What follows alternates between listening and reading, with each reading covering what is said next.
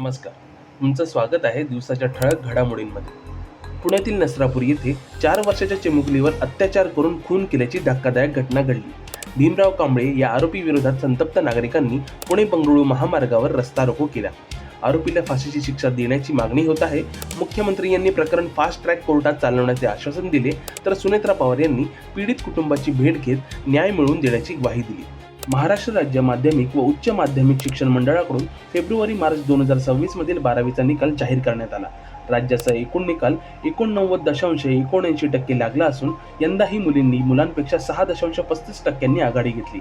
यंदा 14.33 लाख विद्यार्थ्यांनी परीक्षा दिली, त्यापैकी 12.86 लाख विद्यार्थी उत्तीर्ण झाले. विभागनिहाय निकालात कोकण विभाग 94.14% पहिल्या क्रमांकावर, तर लातूर विभाग 84.14% शेवटच्या क्रमांकावर राहिला.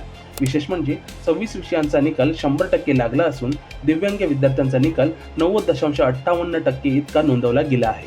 महिला आरक्षण विधेयक नामंजूर झाल्यानंतर वरळी येथे भाजपच्या जनआक्रोश मोर्चादरम्यान झालेल्या गोंधळातील महिला अखेर समोर आली. टीना चौधरी असे तिचे नाव असून तिने त्या दिवशी घडलेल्या प्रकाराबद्दल पहिल्यांदाच खुलासा केला. वाहतूक कोंडीमुळे ती संतापल्याचं तिने सांगितलं. रस्ता पूर्णपणे अडवला गेल्याने सामान्य नागरिकांना त्रास होत होता, त्यामुळेच आपण संतापाच्या भरात प्रतिक्रिया दिली, असं ती म्हणाली. व्हायरल व्हिडिओमध्ये दिसणाऱ्या बाटली फेकण्याच्या प्रकारावरही तिने स्पष्टीकरण देत तो क्षणिक राग होता, कोणालाही इजा करण्याचा उद्देश नव्हता, असं तिने सांगितलं. या घटनेनंतर टीना चौधरी चर्चेत आली असून तिच्या वक्तव्यामुळे या प्रकरणाला नवं वळण मिळालं आहे. कोल्हापूरच्या टाकळा परिसरात विश्वासघाताची धक्कादायक घटना समोर आली आहे. घरात कामाला ठेवलेल्या सफाई कामगार महिलेने डॉक्टरांच्या घरातून आणि हॉस्पिटलमधून तब्बल 22,88,000 रुपयांचे सोन्या चांदीचे दागिने आणि रोकड लंपास केल्याचा आरोप आहे.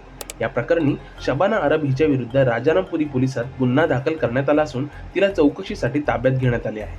या चोरीत 13 तोळे सोने, मंगळसूत्र, अंगठ्या, साखळ्या तसेच सुमारे 2 किलो चांदीच्या वस्तूंचा समावेश आहे. दरम्यान परिसरात सलग दुसऱ्यांदा अशा प्रकारची घटना घडल्याने नागरिकांमध्ये भीतीचे वातावरण असून पोलिसांनी घर कामगार ठेवताना सतर्क राहण्याचे आवाहन केले आहे.